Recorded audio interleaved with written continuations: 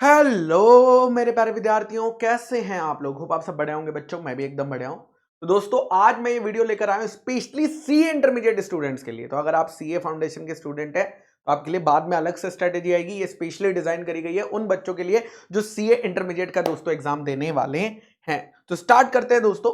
सबसे important question है, how to utilise 15 minutes of reading time. ये जो रीडिंग टाइम आपको दिया जाता है ना बेटा, ये कैसे यूटिलाइज करना है, क्योंकि ये 15 मिनट्स डिसाइड करेगा कि आप अगले 3 घंटे चौके मारने वाले हो, छक्के मारने वाले हो, या आपका विकेट उड़ने वाला है। तो दोस्तों, इस 15 मिनट्स को हमें दो डिसीजन लेने हैं, डिसीजन नंबर 1 और डिसीजन नंबर 2।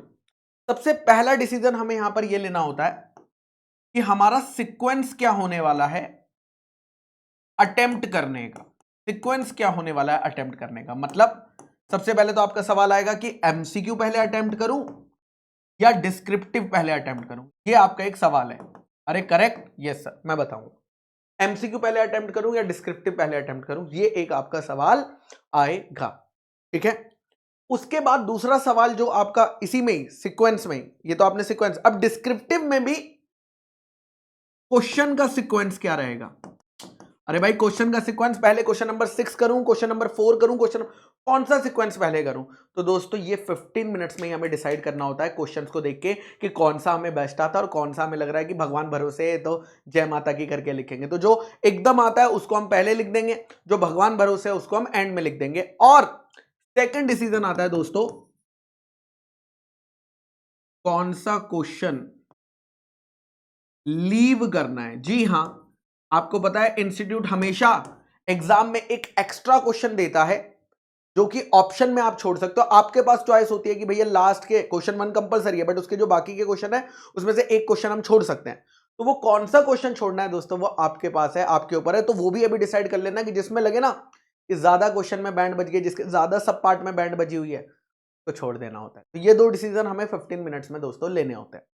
अब दोस्तों, आपको पेपर सॉल्व करने के लिए दिए जाते हैं 180 मिनट्स, बट मुझे लगता है उसमें से 10 मिनट हो जाते हैं बर्बाद। जब आप पेपर परफॉर्म करना चालू कर देते हो तो आपके पास इफेक्टिवली 170 मिनट होते हैं, 170 मिनट होते हैं पेपर करने के लिए। तो दोस्तों, एमसीक्यू 30 मार्क के आते हैं, 1.7 मिनट, 51 मिनट्स में आपके एमसीक्यू होने चाहिए।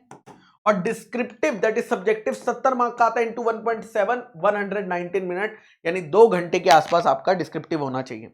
अब दोस्तों, सवाल यह है सर पहले डिस्क्रिप्टिव करूं या पहले एमसीक्यू करूं। भाई, मैंने तो कह दिया कि पहले एमसीक्यू कर दो, लेकिन कई बार क्या होता है एमसीक्यू बहुत डिटेल आ जाते हैं, उसको पढ़ने में बहुत टाइम चला जाता है और बच्चा एमसीक्यू में इतना ज्यादा टाइम लगा देता है कि उसका डिस्क्रिप्टिव छूट जाता है।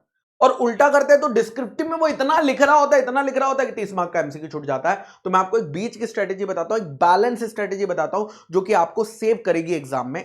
दोस्तों, अगर मैं आपकी जगह होता तो मैं क्या करता, मैं सबसे पहला घंटा डिस्क्रिप्टिव करता।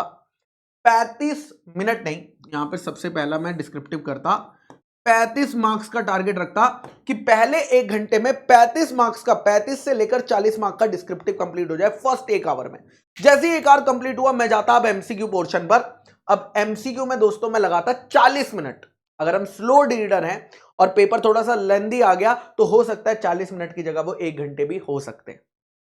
ठीक है, अगर बहुत ज्यादा लेंदी केस स्टडी बहुत बड़ी बड़ी दे दी उन्होंने तो। बट नॉर्मली दोस्तों, कई सारे एमसीक्यूज ऐसे भी होते हैं जो बिना केस स्टडी पढ़े भी डायरेक्टली में आंसर हो जाते हैं, क्योंकि उसमें डायरेक्टली पूछा होता है कि भैया इसमें क्या है, उसमें केस स्टडी से कोई लेना देना नहीं होता। ठीक है। तो दोस्तों, यहां पर मैं 30 मार्क के एमसीक्यू सॉल्व करूंगा, 2 घंटे खत्म हो गए। वापस आऊंगा दोस्तों, लास्ट का 1 घंटा 35 मार्क्स का सॉल्व करूंगा। लेकिन जितना टाइम आप यहां एमसीक्यू में बचा लोगे, मान लो आपने 1 घंटे की जगह 40 मिनट में खत्म कर लिया, 45 मिनट में खत्म कर लिया, तो वो बचा हुआ पार्ट आप सब्जेक्टिव में यूज कर सकते हो। बट किसी भी हालत में 1 घंटे से ऊपर टाइम मत दे देना एमसीक्यू को, क्योंकि मैक्सिमम यहां पर कितना आ रहा है, 51 मिनट्स आ रहा है। वैसे तो मुझे यहां 50 मिनट लिखना चाहिए था, बट अगर लेंदी आ गया तो क्या करें भाई, क्या कर सकते हैं, थोड़े से 9 मिनट यहां पर हमने दे दिए। तो दोस्तों, ये चीज आप फॉलो करेंगे तो मुझे लगता है कि आपको हेल्प होगी।